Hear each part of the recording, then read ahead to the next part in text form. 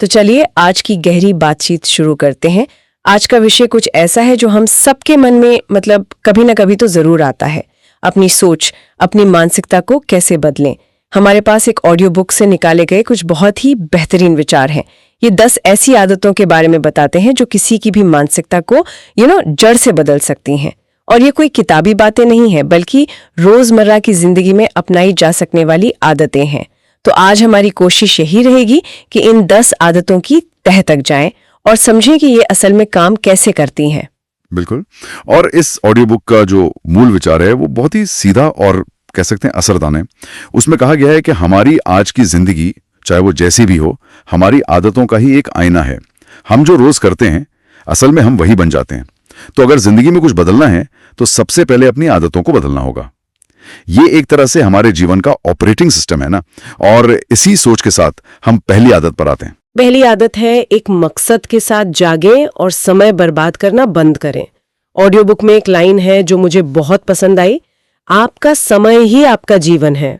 हम अक्सर बिजी होने को प्रोडक्टिव होना मान लेते हैं, लेकिन सुबह उठते ही कामों की एक लंबी लिस्ट पूरा करने में लग जाना और एक मकसद के साथ दिन शुरू करने में क्या वाकई कोई फर्क है? जब सुबह उठते ही बच्चों को स्कूल भेजना हो, ऑफिस की ईमेल्स का ढेर लगा हो, तब मकसद के बारे में सोचना थोड़ा मुश्किल नहीं लगता? ये सवाल बहुत वाजिब है और सोर्स के मुताबिक फर्क बहुत बड़ा है। देखिए, आज मुझे क्या क्या करना है, ये एक मजदूर की सोच है जो बस लिस्ट पूरी कर रहा है। लेकिन आज मैं क्या बना रहा हूं, ये एक कलाकार की सोच है।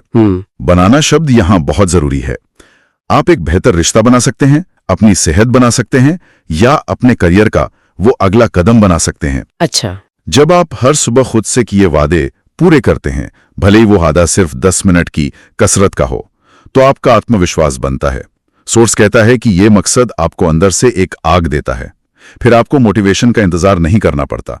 आप काम करते हैं और उससे आपको मोटिवेशन मिलता है। वाह, ये मजदूर बनाम कलाकार वाली बात सच में नजरिया ही बदल देती है। और मुझे लगता है कि जब आपका मकसद साफ हो तो शायद दिन को काबू में रखना भी आसान हो जाता है। और यहीं से दूसरी आदत सामने आती है, दुनिया आपका ध्यान भटकाए उससे पहले अपने दिन की योजना बनाए। हाँ, सोर्स कहता है कि अगर आप अपने दिन का प्लान नहीं बनाते तो दुनिया आपके लिए बना देगी। और ये कितनी सच बात है। सुबह आंख खुलते ही फोन उठाओ तो नोटिफिकेशंस, मैसेजेस, ईमेल्स की बाढ़ आ जाती है और हमारा दिन हमारे हाथ से निकलकर दूसरों के हाथ में चला जाता है। बिल्कुल। और प्लान बनाने का मतलब ये नहीं कि घंटों तक लिस्ट बनानी है। ऑडियो बुक में बहुत सीधी सीधी सलाह है। सुबह बस 5-10 मिनट निकालकर अपनी 3 सबसे जरूरी प्राथमिकताएं लिख लें। इसका एक मनोवैज्ञानिक फायदा भी है। जब आप प्लान बनाते हैं तो आप अपने दिमाग को एक ढांचा देते हैं। इससे चिंता कम होती है, क्योंकि आपको ये नहीं सोचना पड़ता कि आगे क्या करना है। ये ठीक वैसा ही है जैसे आप अपने कंप्यूटर की रैम खाली कर रहे हो। हाँ, सही है। जब सारी चीजें दिमाग में घूमती रहती हैं तो वो बहुत ज्यादा मेंटल एनर्जी खाती हैं। उन्हें कागज पर उतारते ही आपका दिमाग हल्का हो जाता है और आप इच्छा शक्ति के बजाय अपने बनाए हुए शेड्यूल पर भरोसा करते हैं। खुद से ऐसे बात करें जैसे आप किसी सम्मानित व्यक्ति से करते हैं। जब मैंने ये पढ़ा तो मुझे सच में रुककर सोचना पड़ा। सोस एक बहुत तीखा सवाल पूछता है, अगर कोई दोस्त या रिश्तेदार हमसे वैसे ही बात करे जैसे हम कई बार खुद से करते हैं, तो क्या हम उससे रिश्ता रखेंगे? शायद कभी नहीं। बिल्कुल नहीं। तो फिर हम अपने साथ ऐसा क्यों करते हैं? क्योंकि हम अक्सर अनुशासन और बेइज्जती के बीच का जो फर्क है वो भूल जाते हैं। अनुशासन है ये कहना, मैं इससे बेहतर कर सकता हूं, मुझ में काबिलियत है। और बेइज्जती यही कहना कि मैं किसी काम का नहीं हूं, मुझसे कभी कुछ नहीं होगा। ऑडियो बुक झूठी पॉजिटिविटी की वकालत नहीं करता कि सब अच्छा है, सब बढ़िया है। वो कहता है कि खुद के साथ निष्पक्ष और रचनात्मक बनो। जैसे मैं इस काम में बहुत बुरा हूं कहने के बजाय ये कहना कि मैं अभी ये सीख रहा हूं। ये छोटा सा बदलाव आपके आत्मविश्वास की नींव रखता है। आपका जो अवचेतन मन है वो आपकी हर बात सुनता है और समय के साथ उस पर यकीन करने लगता है। सही बात है। और मुझे लगता है कि जब हम खुद से बेहतर तरीके से बात करना सीख जाते हैं तो आत्मविश्वास तो बढ़ता ही है। हाँ। लेकिन असली परीक्षा तो तब होती है जब काम मुश्किल लगे और मन कहता है छोड़ो, कल करेंगे। सोर्स के मुताबिक यही वो पल है जो सब कुछ तय करता है। और ये है चौथी आदत, जब आपका मन टालने को कहे तब एक्शन लें। ये टाल मटोल भी बड़े तर्क के साथ आती हैं, है ना। अभी मूड नहीं है, बहुत थक गई हूं, कल ज्यादा अच्छे से होगा। हाँ, और ऑडियो बुक कहता है कि ये सब सिर्फ बहाने हैं। एक्शन लेने और टालमटोल के बीच की लड़ाई बस पहले 5 सेकंड में लड़ी और जीती जाती है। जैसे ही मन में आए बाद में करूंगा, उसी पल उस काम की तरफ एक छोटा सा कदम उठा लो। ये सब मोमेंटम मतलब गति का खेल है। किसी भी रॉकेट को उड़ने में सबसे ज्यादा ईंधन जमीन छोड़ते वक्त लगता है। सही। एक बार वो उड़ जाए तो फिर आसानी से आगे बढ़ता है। काम शुरू करना ही सबसे मुश्किल हिस्सा है। टालमटोल हमारे सपनों पर लगा एक अदृश्य टैक्स है जो हमारी मानसिक ऊर्जा को धीरे धीरे खत्म करता रहता है। वो काम जो आपने नहीं किया वो आपके दिमाग में एक खुले हुए टैब की तरह रहता है और आपकी स्पीड कम करता है। ये खुले हुए टैब वाली बात एकदम सही है, और यहीं से अगली आदत का रास्ता खुलता है। शुरू करना एक बात है, लेकिन उसे अंजाम तक पहुंचाना बिल्कुल दूसरी। 5वीं आदत है, जो आज शुरू किया है उसे खत्म करने के लिए खुद पर जोर डालें। सोर्स कहता है कि दुनिया शुरू करने वालों से भरी पड़ी है, लेकिन कामयाब वही होते हैं जो खत्म करना जानते हैं। वो अधूरे काम सच में दिमाग में कबाड़ की तरह भरे रहते हैं। बिल्कुल, हर अधूरा काम आपके आत्मविश्वास में एक छोटी सी दरार की तरह है, और हर पूरा किया हुआ काम उस विश्वास को मजबूत करता है। जब आप किसी काम को पूरा करते हैं तो आप खुद को एक संदेश देते हैं, मैं भरोसे के लायक हूं, मैं जो शुरू करता हूं उसे खत्म करता हूं। ये आपकी ईमानदारी और आपके व्यक्तिगत स्टैंडर्ड को बढ़ाता है। जैसा मैंने कहा, किसी काम को पूरा करने से एक मानसिक चक्र बंद हो जाता है। आप उस खुले हुए कंप्यूटर टैब को बंद कर देते हैं। इससे जो स्पष्टता और ऊर्जा मिलती है वो आपको अगले काम के लिए तैयार करती है। और प्रगति के लिए ऊर्जा सबसे जरूरी है, जो हमें छठी आदत की ओर ले जाती है। उन चीजों को ना कहें जो आपकी ऊर्जा खत्म करती हैं। हम अक्सर ऊर्जा को सिर्फ नींद और खाने से जोड़ते हैं, लेकिन ऑडियो बुक के हिसाब से ऊर्जा का मैनेजमेंट अपनी सीमाओं को तय करने से भी जुड़ा है। हर बार जब हम किसी ऐसी चीज को हाँ कहते हैं जिसे हम नहीं करना चाहते, तो वो हमारी पर्सनल पावर का एक छोटा सा लीक होता है। और दिलचस्प बात यह है कि सोर्स इसे स्वार्थ नहीं कहता, वो इसे अपने विकास के लिए एक रणनीतिक कदम बताता है।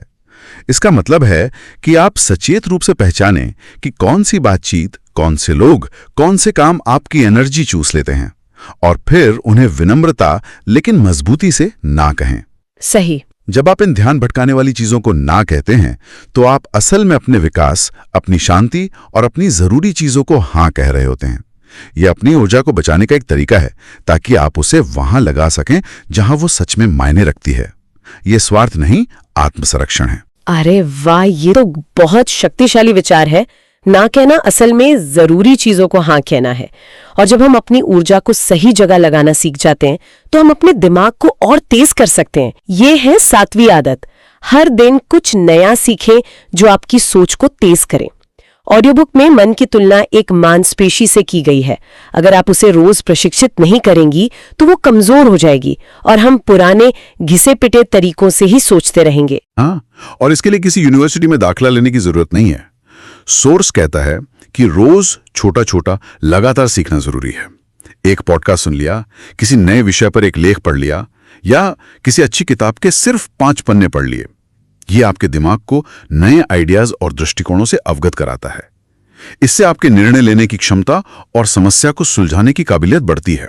आप सिर्फ अनुमान लगाने के बजाय जानकारी के आधार पर फैसले लेते हैं।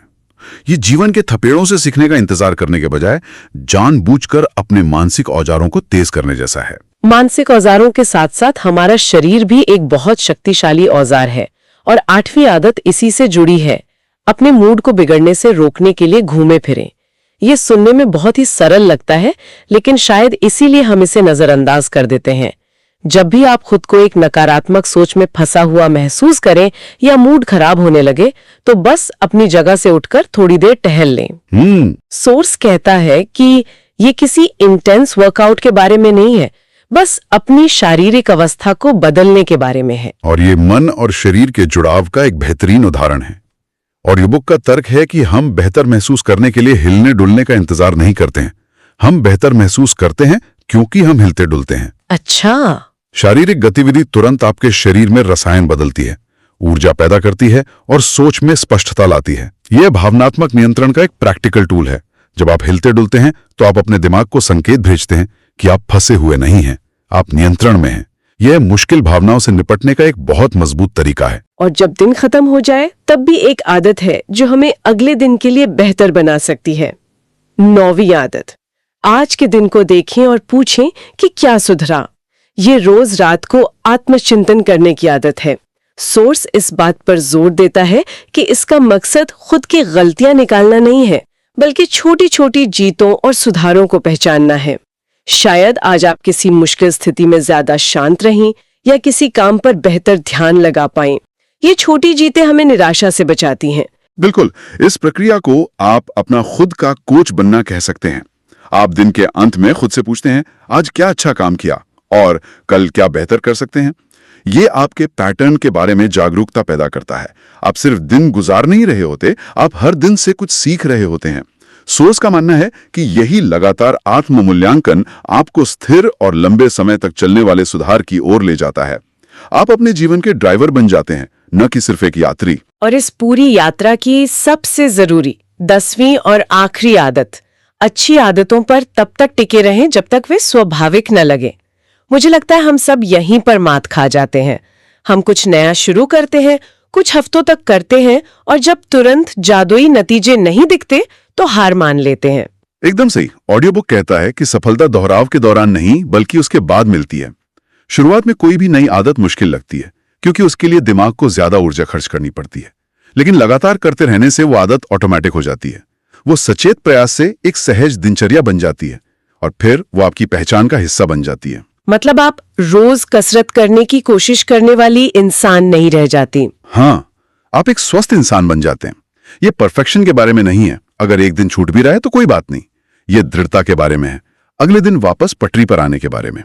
जब कोई आदत स्वाभाविक हो जाती है तो प्रेरणा कम होने पर भी वो आपको आगे बढ़ाती रहती है और इसी तरह बदलाव स्थायी होता है। तो कुल मिलाकर अगर हम इन सभी बातों को समेटें तो संदेश ये है कि छोटी छोटी लगातार अपनाई गई आदतें जब लंबे समय तक की जाती हैं तो हमारी मानसिकता और हमारी जिंदगी को पूरी तरह से बदल सकती हैं। ये किसी एक दिन के बड़े कारनामे के बारे में नहीं है, बल्कि रोज के शांत अनुशासन के बारे में है। बिल्कुल। और इस चर्चा को समाप्त करने के लिए श्रोता के लिए एक आखिरी विचार छोड़ते हैं जो इसी ऑडियो बुक के दर्शन पर आधारित है। ये पूरी सामग्री इस बात पर केंद्रित है कि सुधार के लिए क्या क्या करना है, कौन सी आदतें अपनी जिंदगी में जोड़नी है। लेकिन सोचने के लिए एक और बात यह हो सकती है, ऐसी कौन सी एक चीज है जिसे करना बंद करने की जरूरत है?